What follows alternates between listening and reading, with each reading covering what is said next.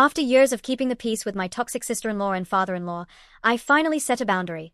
I refused to let her come to my son's birthday. My FIL made the whole family boycott us, but when he walked in hours later and saw what he'd missed, he couldn't say a word. AITA for standing up against FIL who enables toxic behavior from my SIL because her mom passed away.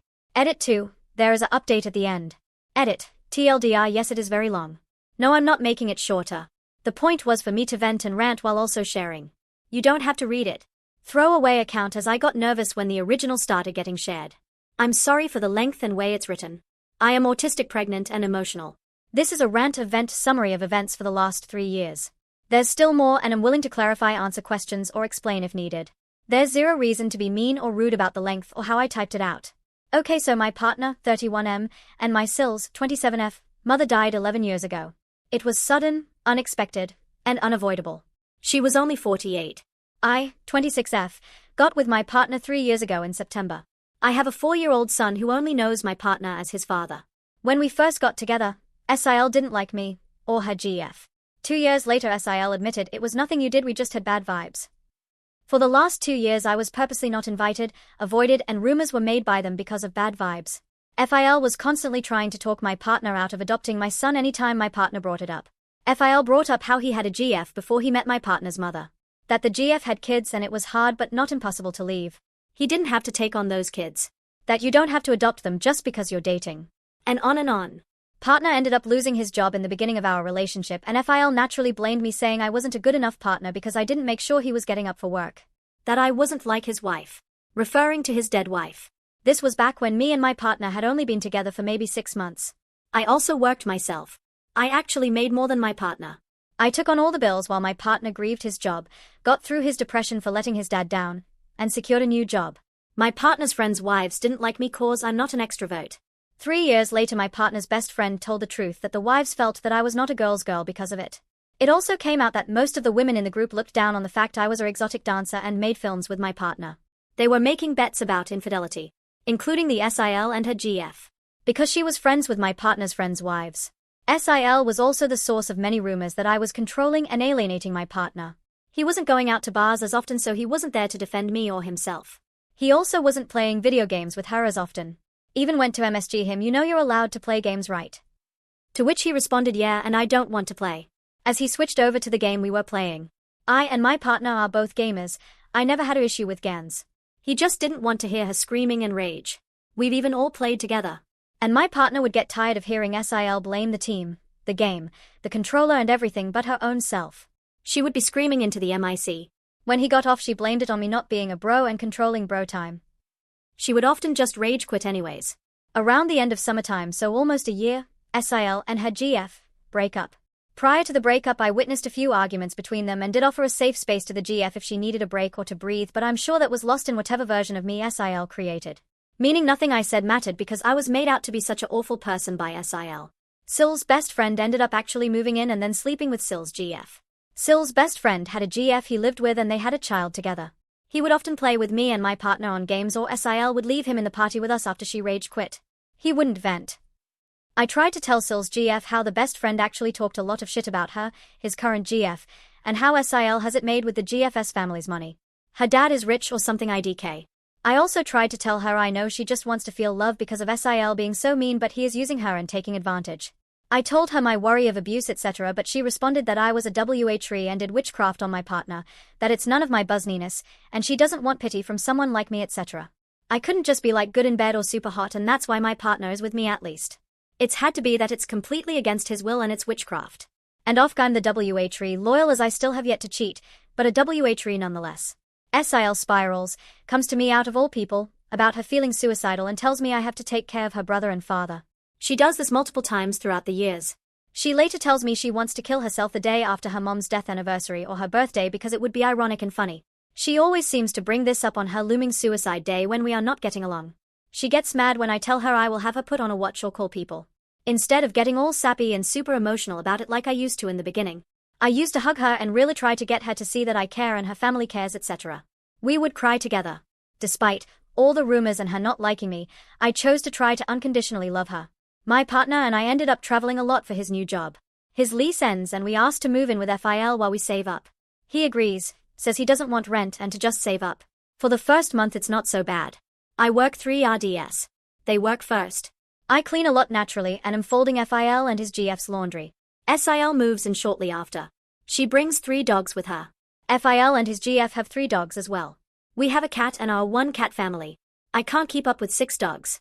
They destroy the house quickly. SIL doesn't clean up after them. FIL GF ends up getting a new place, they both move out. Note to add, Phil's GF is also unhappy about my career as they both ask me what I'm going to do when I get too old, etc. I try to mention my certificates, my other skills and experience, but how this pays the most. My attempts to explain it feels ignored. So now it's SIL, me, my partner, and our son. And her 3 dogs. FIL comes over briefly. He gets shitty about the state of the house every time. SIL constantly asks me to help her clean and is dating again. She comes with me to my work, which is a little awkward, and SIL drunkenly confesses jealousy and thinks she met me before her brother and I should be with her cause it makes more sense. I'm able to deflect the situation pretty easy at my work. But this wasn't the last time she mentions it or flirts me with. I chalk it up to alcohol and her having her spiral and manic episode type thing. I also am unfortunately used to people pursuing me who should not be. I obviously tell my partner, who isn't worried as long as I am okay. He knows I don't find his sister remotely attractive at all. Alcohol consumption led to her stumbling home and me working 3 RDS being the only one awake to help. I also am not going to make her brother help her in the shower as she pukes on herself. It's very obvious to outsiders I'm doing way too much. I know. But I can't help but feel bad. Soon she finds herself in another relationship. Her new GF ends up moving in. And her GF's son. Partner ends up wanting to switch jobs again as his job was getting dangerous. They had a 24-hour shift once and Def had him in sketchy situations like high in the air without a harness. No problem. I'm still working and can support us. SIL and FIL both are talking shit about each other and about me and my partner when we're not around because SIL tells me what FIL says. SIL and her GF are also arguing a lot. SIL drinks and gets aggressive. I can hear the GF tell SIL to let her go and get off of her, etc. The GF comes to me venting about being neglected emotionally. This progresses over time. I try to intervene, but when they've been drinking it just makes it worse, louder, and I already do all I can to make sure my son does not witness it or hear it at all. We have noisemakers, headphones, fans, etc. He has literally no idea. SIL is just constantly in a bad mood, constantly yelling, constantly slamming doors. You say anything to her and she shits all over it. You mention anything about her behavior, she gaslights you or gets suicidal. My partner's new job is secured and I have been saving money. We plan on buying an RV and traveling. SIL shits all over the idea. She tells FIL and he also shits all over it. He says things like how disappointed he is my partner that he's not some hippie that's going to just live in a van. My family was actually the opposite. Both my uncles were military, so they traveled a lot, and my grandparents used to love to travel when they were younger. They just are worried about how realistic it is with the amount of work and money it would take. My partner's family calls it fucking stupid, and the R word. Talks about how the value of the RV depreciates and we should just buy a house. SIL even suggest buying a house together. This builds as FIL in a few weeks asks me for rent money. I mention that we're about to move out because we've been saving like he told us to. I also mention how I'm the youngest in the house. I know SIL and her GF haven't and don't pay rent. I then get a text from SIL to keep their names out my mouth, so I know he is literally right next to SIL talking shit and showing her my text. He lies and says he's at work. Text between me and SIL get heated with her also texting my partner. She said stuff like we are slobs and never clean up, etc. My partner mentions that her dogs eat trash and she goes to say why is there trash in the trash can for the dogs to get. He says because that's where trash goes. Like just ridiculous silly stuff. She says we're delusional but knows that I'm the one who cleans her dog's pee and poop on the house because it makes her vomit. I pack my shit and move out the same day as we just bought the RV. I stay with some friends to clear my mind. Partner follows. It was like for the weekend. I talk with my family and my aunt and uncle own some land that we can come park the RV on while we renovate it and stay in the guest room. My family is not a whole lot better. My aunt has a crush on my partner and gets mad that I make my partner work on the RV after he gets off work. She also says my partner looks so unhappy with me, etc. No one likes this aunt in my family. She starts a lot of drama, is very judgy and gossips a lot. She just feels like she's better than everyone. But also it's a cultural thing. Not her being rude and stuck up part, but my family is Mexican and borderline traditional. We believe in women serving their husbands. But also, we pride ourselves in being hard workers and like to raise independent women. Women can work just as hard as men. The day you stop moving, you start dying. We also don't undermine the work that's put in to be a good wife and mother. We respect it as well and value it. But there's a way to be respectful when voicing those things and a disrespectful way. Putting me down as a wife and lecturing me in front of my partner is not respectful. It does add stress while staying there and makes my partner extremely uncomfortable. I felt like a narcissist because I didn't pick up on my partner being trapped and unhappy. He the whole time is trying to reassure me he's just depressed because of his family and it's not me. Which is completely valid. My aunt just got in my head. So I did most of the RV myself, refusing to let my partner help too much, while also paying for it and almost all renovations tools and stuff needed by myself. It ended up being super rewarding actually. My mother, also not a good person. But that's way too long to unpack. Just know my grandmother asked me to give her another chance. I tried. Still toxic. I went back to no contact. But I bonded a lot with my grandfather. We end up taking off, not fully done, but my god, it felt great to just get away from family. By not fully done I mean like small things like not getting a washer and dryer in. Not converting the dinette into a L-shaped dinette with more storage. Things we wanted but not needed. Or changing all the light fixtures to fancy ones. But the roof, the back bedroom, our son's room, the ceiling, the floors, the cabinets, the AC units, all that was done, updated, gutted and replaced. My grandfather does carpentry. My mother works on RVS. Which is why I bonded with my grandfather while I was renovating and why they wanted me to try with my mother again. Despite being ward of the state in the end. I did always have a relationship with my grandparents. I didn't realize it wasn't all that healthy till later on. I know how to run CAD, design, and really do everything that needed done. My grandfather would come through and double check me and clear it basically, or help if I was stuck. This again was all very rewarding and healing for me. I enjoy doing this stuff. Also, I worked part-time and make the same my partner did, working 40 hours. When Big Reno started I cut back on my hours more and just focused on remodeling. My aunt had some truth in what she was saying, and despite her rude delivery, I knew my partner needed space, time, and was working more than me anyways. But alright, so we get to leave. I see my siblings and they come stay at the RV with us at different state parks as we try it out. I end up going no contact with my youngest sister when I realized she was using me for food and nicotine, while also reporting back and bonding with our mother by talking shit. My sister, before I decided no contact, let me know my mother is in contact with my ex-abuser and my other sister's ex as well. So her reporting my life to our mom, who then talks to my ex who I have a restraining order with, is just an absolute no. Summertime comes and my partner's grandfather gets sick and is passing away. This of course has my partner in contact with his sister again because she's also present. So is their father. She acts like nothing happened. No apologies. No remorse. Even comes over with her GF. Nothing. I buy his grandmother and aunt a hotel for the weekend to stay at because they live out of town of the hospital. It ended up being infested with bugs, so that also reflected on me. My partner doesn't think so, but I'm not as oblivious. He didn't think his dad's sister and sister's ex had issues with me or his friends' wives. But that all came to light. While grieving we just let everything go with no expectations. Maybe that was a reminder that life is too short and we can start fresh. By mid-fall the RV breaks down and we asked to stay again at his FIL house. This time with clear boundaries that we will be paying rent and a set amount, and don't ask me for it. Ask his son. He never got the chance to ask. It was always paid. I sent before and afters of rooms and carpets and walls that I deep cleaned. The house was in a bad state when we moved back in. I was leaving zero room for anyone to ever question my cleanliness. SIL and GF end up breaking up. GF opened up to me about sexual and emotional abuse.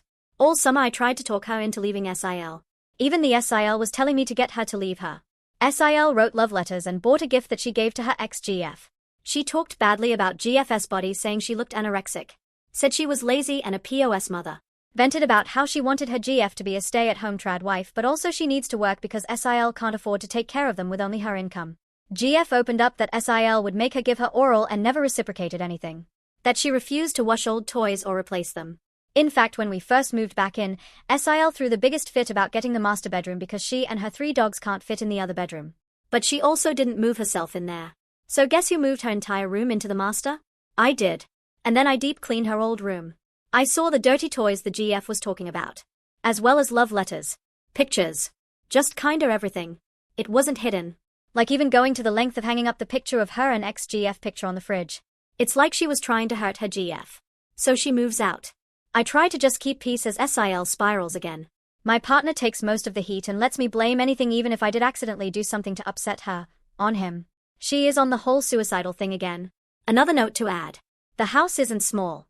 It's large and in the suburbs. It's a 4-bedroom. The master is on the other side and away from the other rooms. So no, I'm not arguing or mad by it.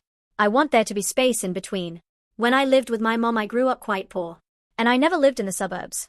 My grandparents were well off and so were my aunts and uncles, but not me and my mom. So I subconsciously put my partner's family on a pedestal of being better than me and my family issues. End of autumn. I ended up pregnant. Was not planned at all. We went on a trip to Florida. Came back pregnant. FIL acted so happy. So did FILGF. SIL, not so much. But she has yet to vocalize it to our faces. She has however compared my pregnancy to others. She also says things like everyone's autistic.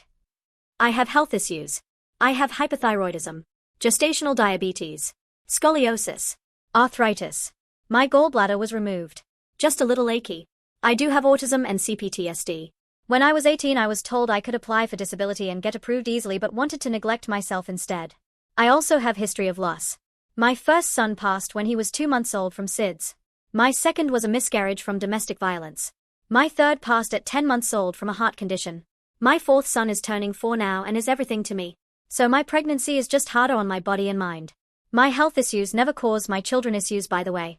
I have done genetic testing and everything.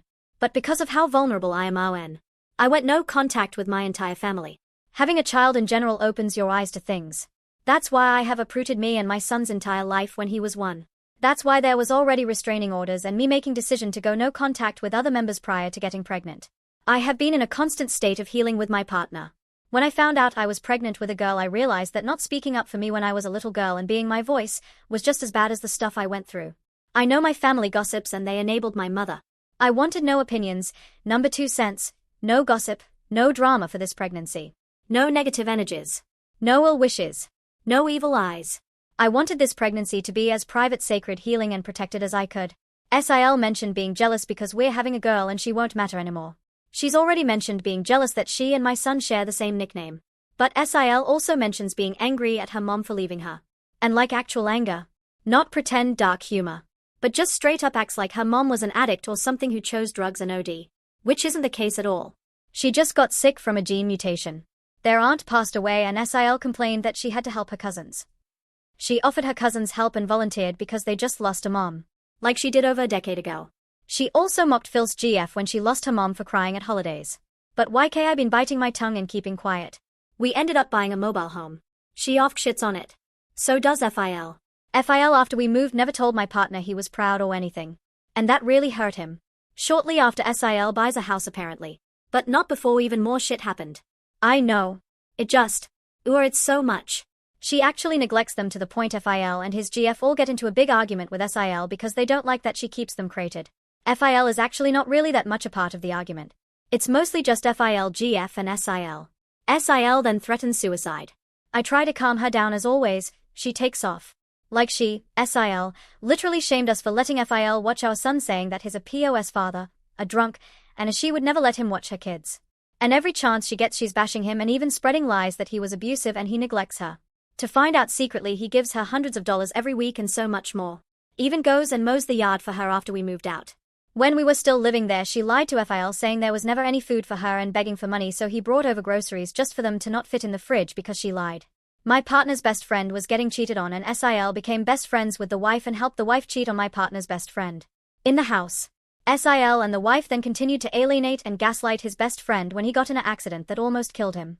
They tried to keep the fact he was hospitalized a secret from his family.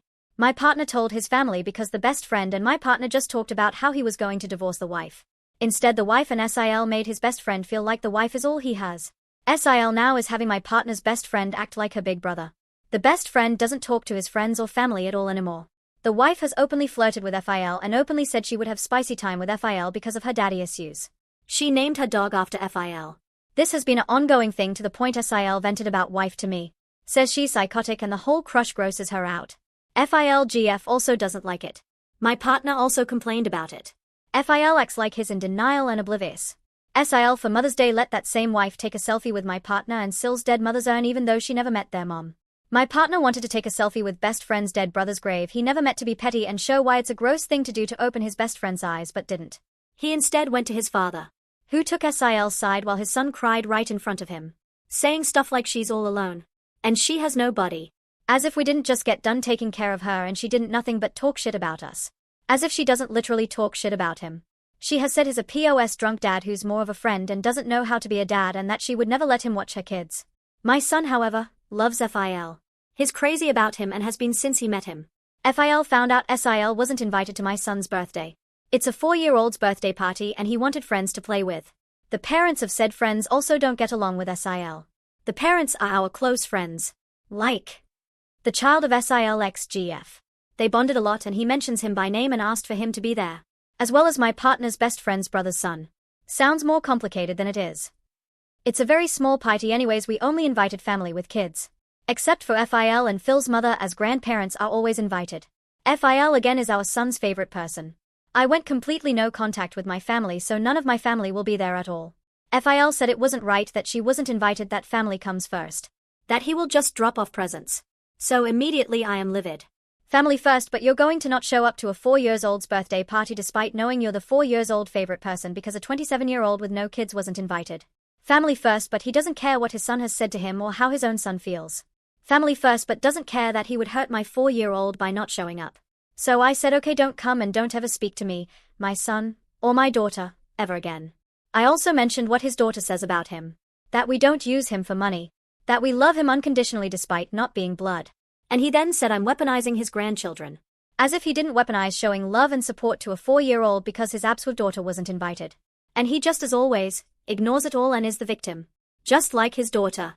I told him access to my children was a privilege, not a right, and I'm not going to let him hurt my son, and done letting him dismiss my partner. His response was got you boss, light skin tone thumbs up sign. His GF just begged us to stop arguing in the group chat and is acting like they're still coming to the birthday party. I said but nothing out of pocket and no like insulting him or calling him names, but I did use quite a few cuss words. I bawled my eyes out like a baby as I just got back from buying FIL his favorite soda for the birthday party and his Father's Day gifts were sitting on the table. We spent all day with him and bought him lunch on Father's Day. His daughter didn't even call him. I don't have a father at all, so I have grown to love him too. And all this thrown away because his princess wasn't invited. Oh, by the way, the birthday party is today. I haven't slept at all. Update, FIL had all relatives boycott the party. So 12 people not including FIL and his GF. Our friends still showed up with their children. FIL showed up with his GF 2 hours later, I think expecting to walk into a sad party where I'm regretful. He instead walking into a room of laughter and screams of kids playing together. He didn't apologize. He didn't speak on what happened. He pretended that everything was fine. My partner didn't want to make a scene, so he let FIL give our son his presents. I stayed on the other side of the room with our friends. We never spoke once, but the entire adult party knew what was going on. It was super uncomfortable. Partner is super upset that no one on his side of the family that we invited showed up. No one but his dad, because of his dad. Our son had a good time and my partner is ready to go very low contact. He is still digesting and just in disbelief. I'm uninviting people to the baby shower now since I know they won't be showing up anyways. I also have a weight off my back. I'm expecting nothing more than just really good people that I adore and love who adore and love me to be there.